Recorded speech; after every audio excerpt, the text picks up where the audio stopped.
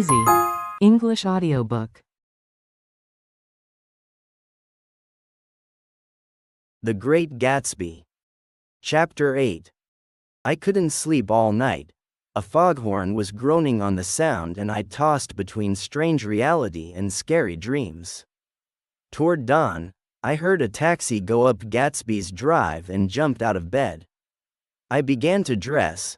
I felt I had something to tell him, something to warn him about, and morning would be too late. Crossing his lawn, I saw his front door was still open. He was leaning against a table in the hall, heavy with sadness or sleep. Nothing happened, he said weakly. I waited, and about 4 o'clock she came to the window, stood there for a minute, and then turned out the light. His house had never seemed so huge to me as it did that night. We hunted through the great rooms for cigarettes. We pushed aside curtains and felt over many feet of dark walls for light switches. Once I fell with a splash on the keys of a ghostly piano. There was a lot of dust everywhere, and the rooms were musty as if they hadn't been aired for many days. I found the humidor on a strange table with 2 stale dry cigarettes inside. Throwing open the French windows of the drawing room, we sat smoking into the darkness. You should go away, I said. It's likely they'll trace your car. Go away now, old sport. Go to Atlantic City for a week or up to Montreal. He wouldn't consider it. He couldn't leave Daisy until he knew what she was going to do. He was holding on to some last hope, and I couldn't shake him free. That night, he told me the strange story of his youth with Dan Cody. He told it to me because Great Gatsby had broken up like glass against Tom's hard anger and the long secret extravaganza was played out. I think he would have admitted anything now without holding back, but he wanted to talk about Daisy. She was the first, nice, girl he had ever known. In different ways, he had come in contact with such people, but always with invisible barbed wire between. He found her excitingly desirable. He went to her house at first with other officers from Camp Taylor, then alone. It amazed him. He had never been in such a beautiful house before. But what made it intense was that Daisy lived there. It was as casual to her as his tent at camp was to him. There was a ripe mystery about it, a hint of bedrooms upstairs more beautiful and cool than other bedrooms, of bright activities taking place through its corridors, and of romances that were not musty and laid away already, but fresh and breathing and full of this year's shiny cars and dances. It excited him too that many men had already loved Daisy. It increased her value in his eyes.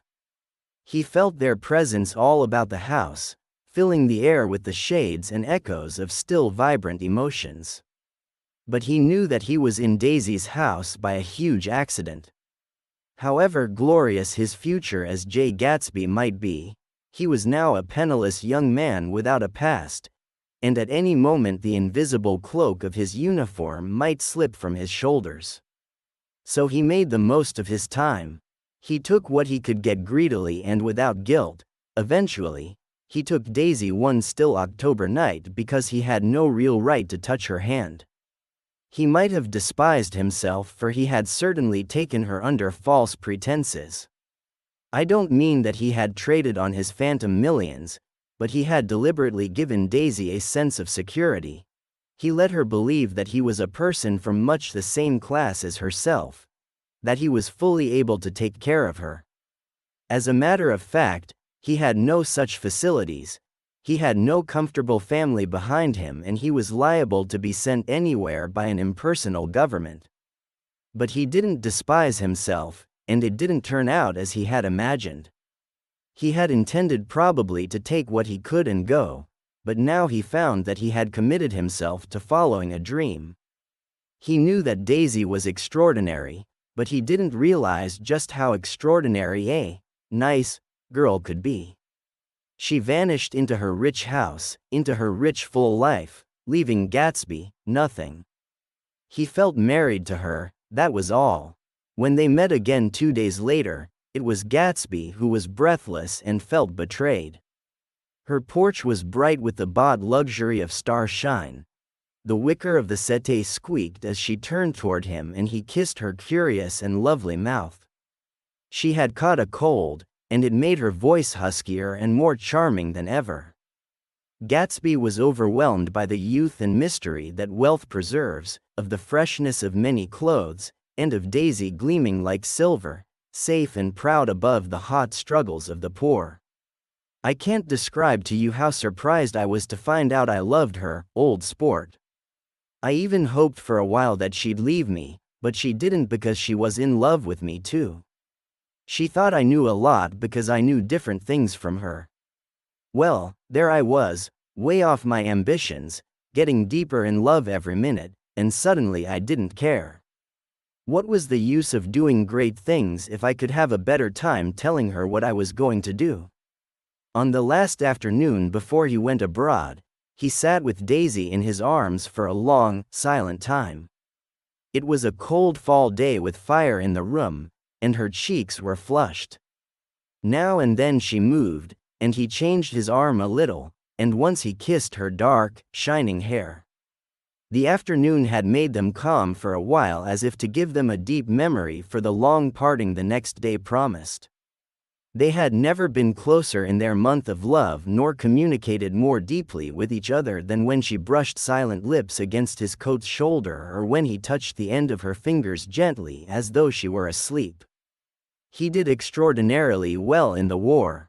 He was a captain before he went to the front, and after the Argonne battles, he got a higher rank in the command of the divisional machine guns. After the armistice, he tried frantically to get home, but some complication or misunderstanding sent him to Oxford instead. He was worried now. There was a quality of nervous despair in Daisy's letters. She didn't see why he couldn't come. She was feeling the pressure of the world outside and she wanted to see him and feel his presence beside her and be reassured that she was doing the right thing after all. For Daisy was young, and her artificial world was full of orchids and cheerful snobbery and orchestras that set the rhythm of the year, summing up the sadness and suggestiveness of life in new tunes. All night the saxophones wailed the hopeless comment of the Beale Street Blues, while 100 pairs of golden and silver slippers shuffled the shining dust. At the great tea hour, there were always rooms that throbbed with this low sweet fever while fresh faces drifted here and there like rose petals blown by the sad horns around the floor. Through this twilight universe, Daisy began to move again with the season. Suddenly, she was keeping many dates a day with many men and drowsing asleep at dawn with the beads and chiffon of an evening dress tangled among dying orchids on the floor beside her bed. And all the time, something within her was crying for a decision. She wanted her life shaped now, immediately, and the decision must be made by some force, of love, of money, of unquestionable practicality, that was close at hand. That force took shape in the middle of spring with the arrival of Tom Buchanan. There was a wholesome bulkiness about his person and his position, and Daisy was flattered. Doubtless, there was a certain struggle and a certain relief. The letter reached Gatsby while he was still at Oxford. It was dawn now on Long Island, and we went about opening the rest of the windows downstairs, filling the house with light. The shadow of a tree fell across the dew, and ghostly birds began to sing among the blue leaves. There was a slow, pleasant movement in the air, promising a cool, lovely day. I don't think she ever loved him. Gatsby turned from a window and looked at me challengingly. You must remember, old sport, she was very excited this afternoon. He told her those things in a way that frightened her. That made it look as if I was some kind of cheap crook. And the result was she hardly knew what she was saying.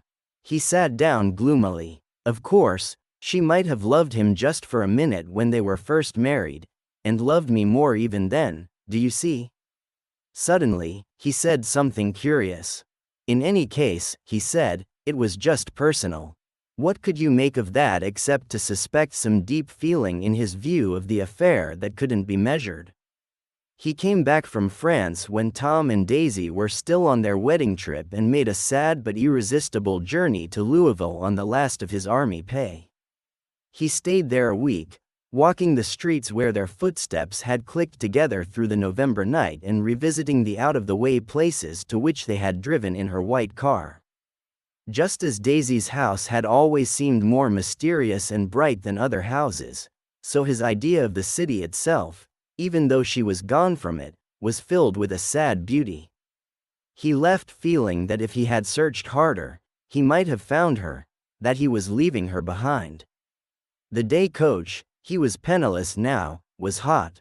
He went out to the open vestibule and sat down on a folding chair, and the station slid away, and the backs of unfamiliar buildings moved by. Then out into the spring fields where a yellow trolley raced them for a minute with people in it who might once have seen the pale magic of her face along the casual street.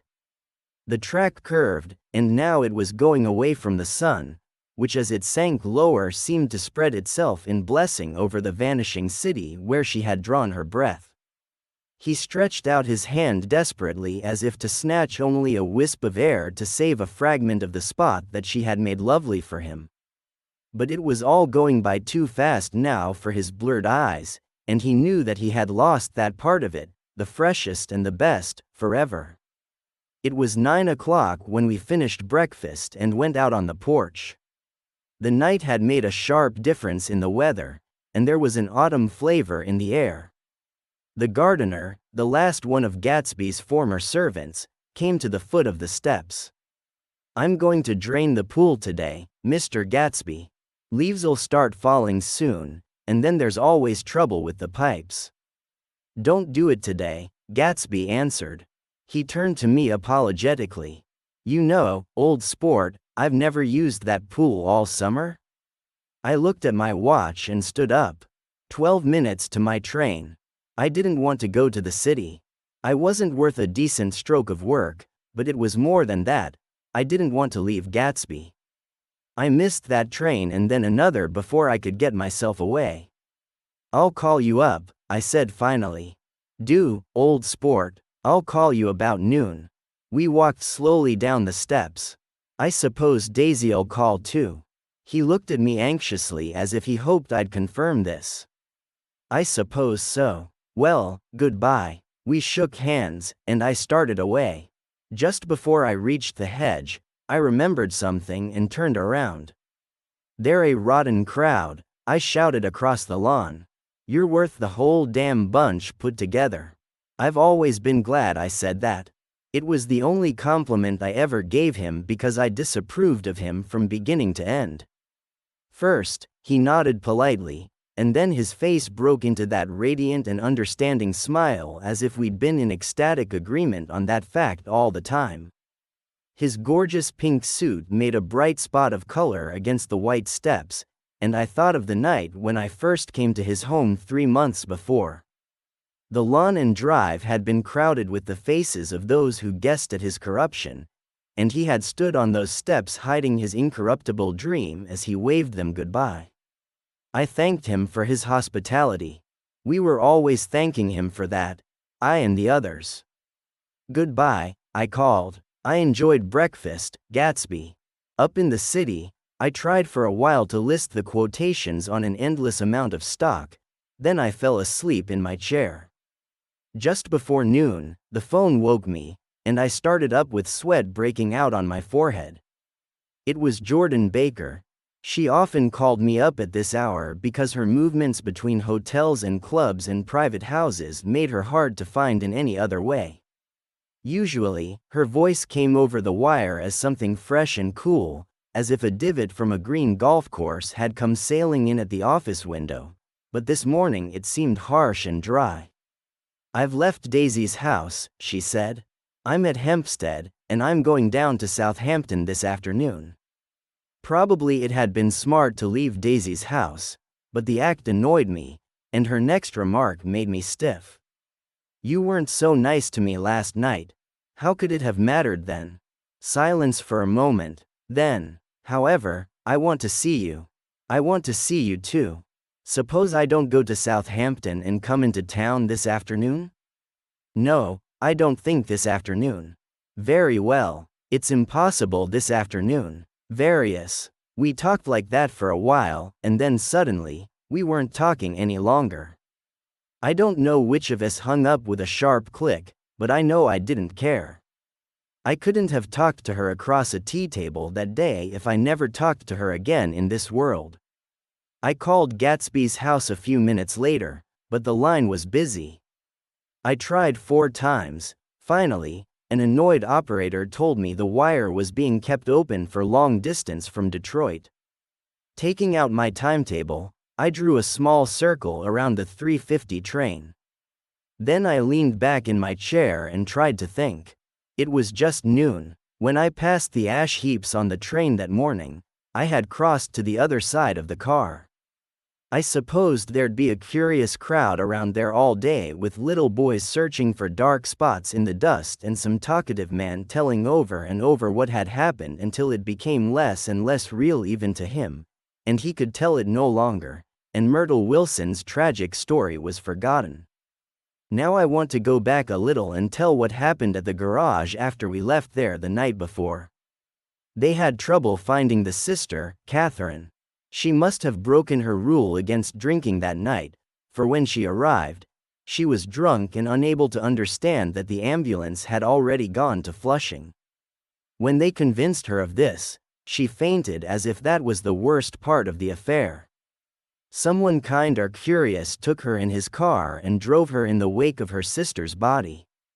Until long after midnight, a changing crowd gathered at the front of the garage while George Wilson rocked himself back and forth on the couch inside. For a while, the door of the office was open, and everyone who came into the garage glanced through it. Finally, someone said it was a shame and closed the door. Michaelis and several other men were with him, first 4 or 5 men, later 2 or 3 men. Still later, Michaelis had to ask the last stranger to wait there 15 minutes longer while he went back to his own place and made a pot of coffee. After that, he stayed there alone with Wilson until dawn. About 3 o'clock, the quality of Wilson's muttering changed. He grew quieter and began to talk about the yellow car. He said he had a way of finding out whom the yellow car belonged to and then blurted out that a couple of months ago his wife had come from the city with her face bruised and her nose swollen. But when he heard himself say this, he flinched and began to cry, "Oh my God," again in his groaning voice. Michaelis tried to distract him. "How long have you been married, George? Try and sit still a minute and answer my question.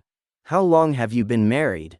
12 years. Ever had any children? Come on, George, sit still. I asked you a question. Did you ever have any children? The hard brown beetles kept hitting the dull light, and whenever Michaelis heard a car go by outside, it sounded to him like the car that hadn't stopped a few hours before. He didn't like to go into the garage because the workbench was stained where the body had been lying, so he moved uncomfortably around the office.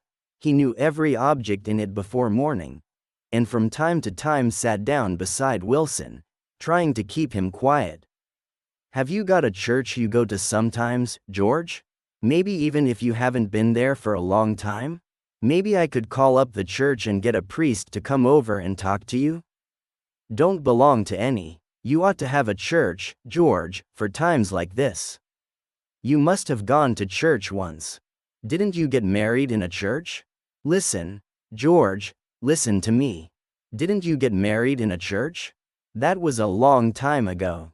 The effort of answering broke the rhythm of his rocking. For a moment he was silent. Then the same half-knowing, half-bewildered look came back into his faded eyes.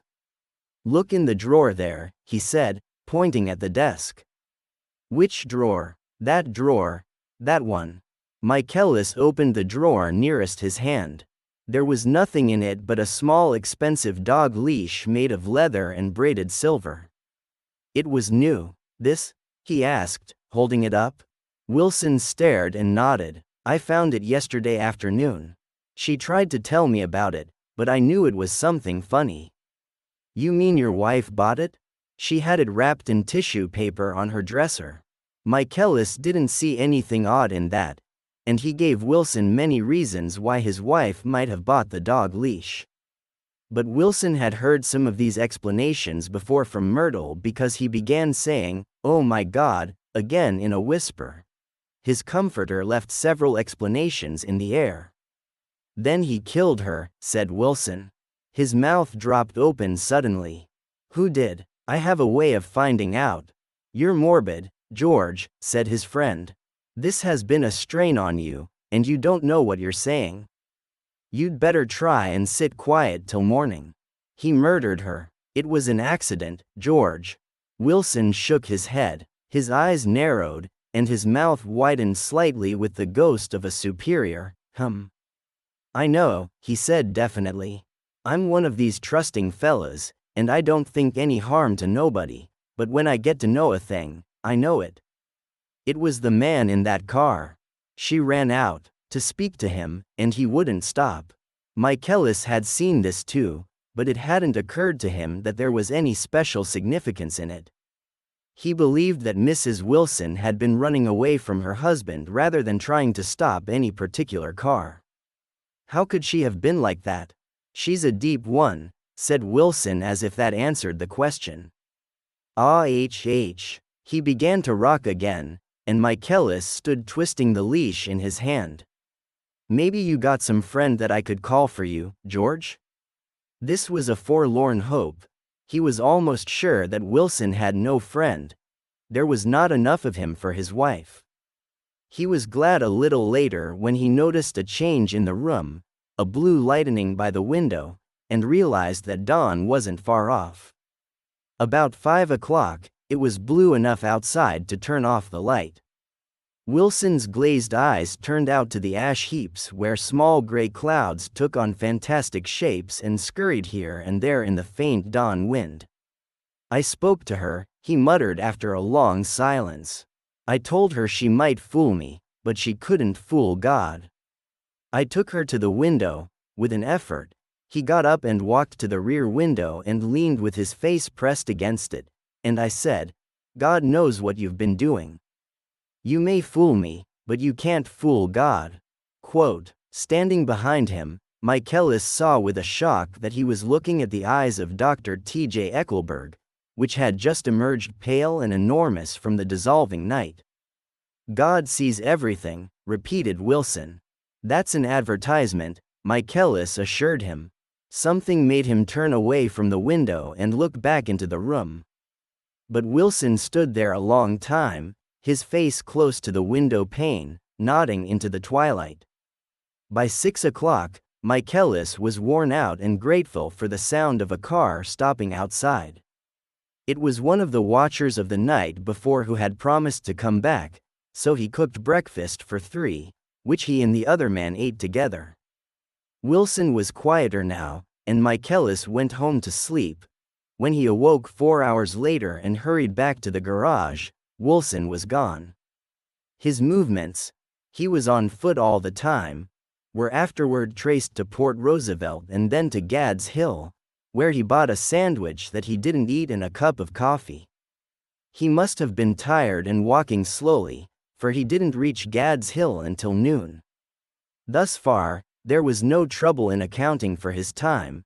There were boys who had seen a man acting sort of crazy, and motorists at whom he stared oddly from the side of the road.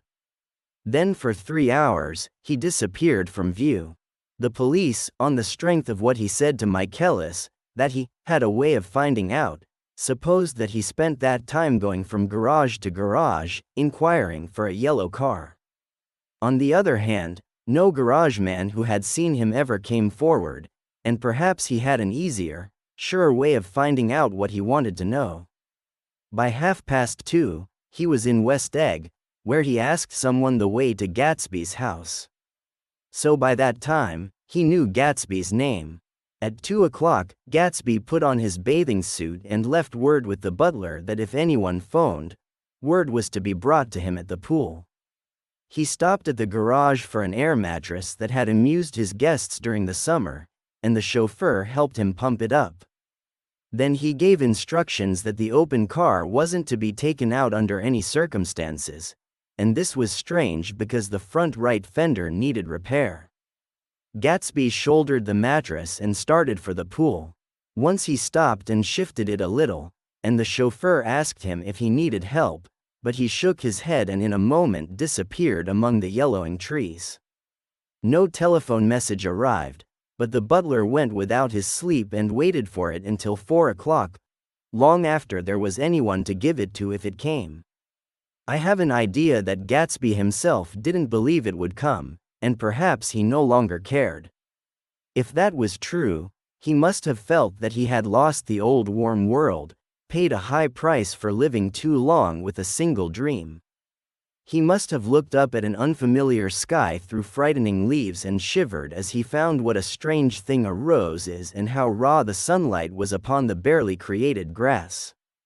A new world, material without being real, where poor ghosts breathing dreams like air drifted fortuitously about, like that ashen figure gliding toward him through the shapeless trees. The chauffeur, he was one of Wolfschiem's protégés, heard the shots. Afterward, he could only say that he hadn't thought anything much about them. I drove from the station directly to Gatsby's house, and my rushing up the front steps was the first thing that alarmed anyone. But they knew then, I firmly believe. With hardly a word said, 4 of us, the chauffeur, butler, gardener, and I, hurried down to the pool. There was a faint, barely noticeable movement of the water as the fresh flow from one end urged its way toward the drain at the other. With little ripples that were hardly the shadows of waves, the loaded mattress moved irregularly down the pool. A small gust of wind that barely wrinkled the surface was enough to disturb its accidental course with its accidental burden. The touch of a cluster of leaves turned it slowly, tracing a thin red circle in the water. It was after we started with Gatsby toward the house that the gardener saw Wilson's body a little way off in the grass, and the tragedy was complete.